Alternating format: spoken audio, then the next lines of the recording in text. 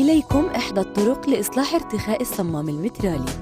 أولاً، يتم التخلص من الجزء الفاشل من الصمام الذي لا يمكن إغلاقه بالشكل الصحيح.